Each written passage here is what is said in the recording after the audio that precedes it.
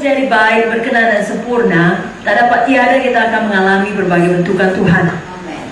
Dan di dalamnya termasuklah penderitaan.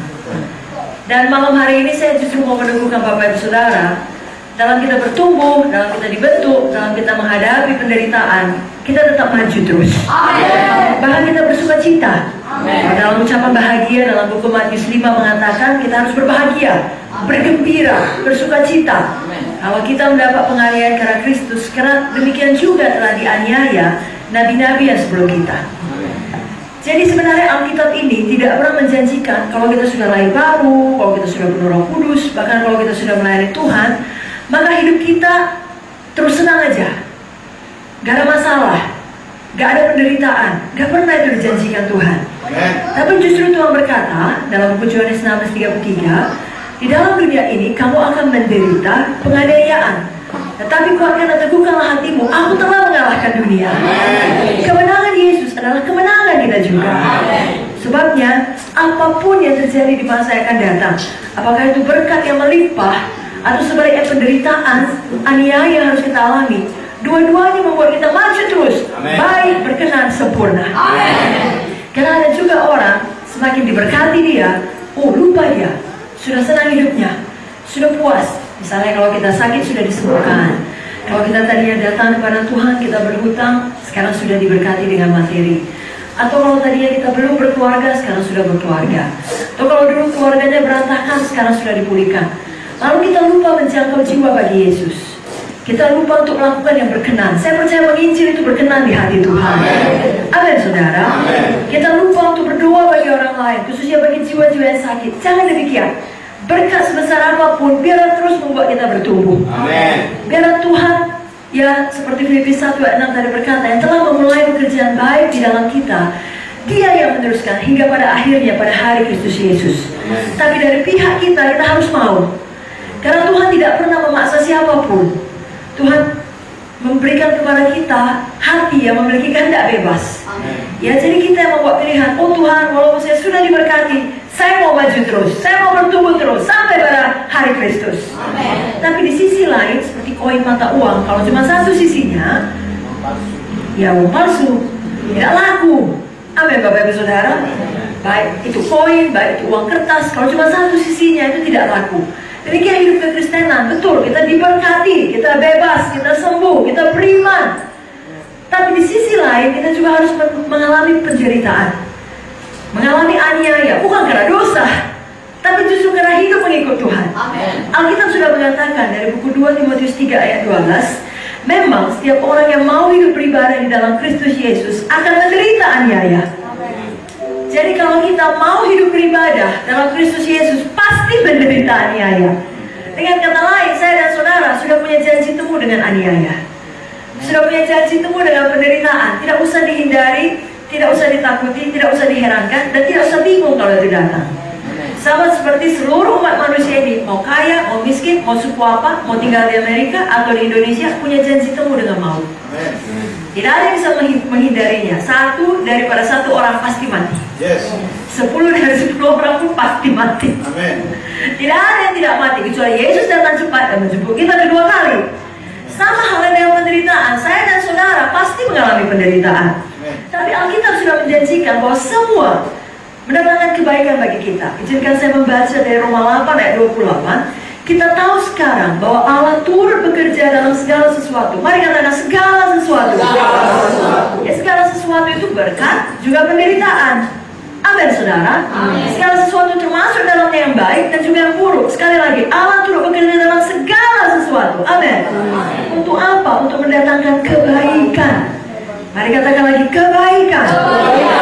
Bagi mereka yang mengasihi Dia, yaitu bagi mereka yang terpanggil sesuai dengan rencana Allah. Berapa banyak di sini mengasihi Tuhan? Mari angkat tangannya. Katakan amin. Sebabnya segala sesuatu akan bekerja mendatangkan kebaikan bagi kita. Sepanjang sekali lagi kita memilih untuk mau, tidak menyerah, tidak meninggalkan Tuhan. Bapak Ibu Saudara, selain tentunya Tuhan Yesus telah datang bersama kita, dan Tuhan Yesus pun menderita, ya. Bahkan tidak ada orang lebih menderita daripada Yesus, dan Dia menderita karena Dia patuh pada kehendak Bapa. Dia tahu betul apa yang harus dia alami, dan itu sangat berat. Di Taman Getsemani Dia berlutut dan berdoa sampai 3 kali. Apakah doanya? Ya Bapa, kalau boleh, lalukanlah cawan ini daripadaku. Tapi bukan kehendakku jadi, kehendakmu jadi. Dan dikatakan peluhnya sampai menjadi darah. Dalam ilmu medis, kadang-kala katanya kalau orang dalam stres tingkat yang sangat tinggi, peluhnya, keringatnya bisa menjadi darah. Jadi berat sama Tuhan Yesus harus berangkat ke Golgota. Tapi dia lakukan karena dia tahu kehendak Bapa. Rupanya mematuhi Tuhan mendatangkan penderitaan. Nah, kadang-kala orang tidak tahu konsep itu. Itu sebabnya banyak orang dengan mudah menuduh, mendakwa. Jika seorang di dalam penderitaan, maka yang lain bukan yang mengasihi, bukan yang menolong, bukan yang mendoakan, tapi mudah saja membuat telunjuk, apa dosamu? Kita tidak mau demikian. Karena kita mengerti bahwa saya tidak selamanya orang menderita karena dosanya. Bisa jadi dia menderita sama seperti Yesus karena patuh pada kehendak Bapa. Amin. Dan selain daripada Tuhan Yesus yang tentunya paling sangat menderita, ada juga tokoh dalam Alkitab yang menderita karena dia patuh, namanya Yusuf.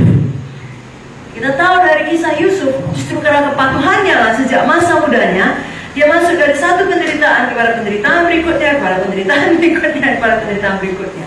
Pertama sekali dia patuh kepada bapaknya. Dia memang anak yang spesial bagi bapaknya.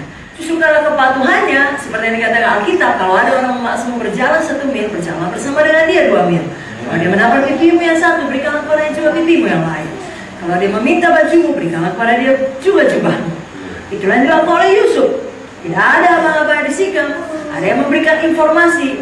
Mereka di Dotan, tidak ke Dotan. Karena patuhnya. Sampai Dotan, apakah upah kepatuhannya? Apakah dia mendapatkan kemuliaan, pengangkatan? Dari jauh, mari kita bunuh dia. Singkat cerita, tidak dibunuh, tapi dimasukkan ke dalam sumur. Lalu kemudian dijual. Dari seorang yang begitu nyaman hidup di rumah bapaknya, menjadi seorang budak. Sekejap saja berubah. Tapi dari seorang budak, pertama dijual kepada saudagar Ismail, lalu kemudian dijual lagi di Mesir kepada rumah Potifar, seorang kepala serdadu daripada Firaun. Yusuf tetap takut akan Tuhan. Ya, dia tidak keluar daripada jalan Tuhan. Bahkan kemudian dia mendapat godaan. Dia mengajak untuk melakukan perbuatan najis bersama dengan dia. Lagi-lagi karena patuh pada kehendak Bapa. Tidak mau. Di manakah Yusuf landing? Apakah dia landing mendapatkan penghargaan dari Potifar? Memang istriku itu binal Yusuf. Kau berhasil menjinakkan dia. Ini kuangkat gajimu lebih tinggi. Tidak, dia landing di penjara untuk waktu yang tidak ditentukan. Nah, seluruh dunia berpendapat betullah itu. Jadi dari dulu sudah ada hoax. Di dalam pikiran seluruh dunia, Yusuf memang jahat. Gak tahu diuntung, main gila sama istri bos sendiri. Sudah diangkat pun, justru main gila. Patut di penjara sampai busuk, sampai mati. Kenapa? Karena patuh. Tidak patut itu semua Yusuf mendapat penderitaan. Tapi di penjara, dia ketemu dengan juru minuman dan juru makanan daripada Firaun. Singkat cerita, dia tolong juru minuman, mukanya sedih. Dia tanya ada apa. Juru minuman memberitahukan mengenai mimpinya. Dia artikan dan mengatakan 3 hari lagi kau akan kembali kepada posisimu. Betul terjadi seperti mimpi itu. Dan Yusuf berpesan, meminta tolong, memohon dengan amat sangat, ingatlah aku kalau nanti kau keluar. Tidak ingatnya. Sudah pernah melayani, berkorban bagi orang, tidak ada yang mengingat kebaikan saudara. Welcome to the club. Amin. Semua hamba Tuhan harus mengalami penderitaan. Amen. Tetapi walau juru minuman Firaun tidak mengingat Yusuf, Tuhan mengingat Yusuf. Amin. Jadi di dalam penderitaan dan semua hal yang kita alami itu membentuk kita baik berkenan sempurna, Tuhan tidak pernah melupakan kita. Amin.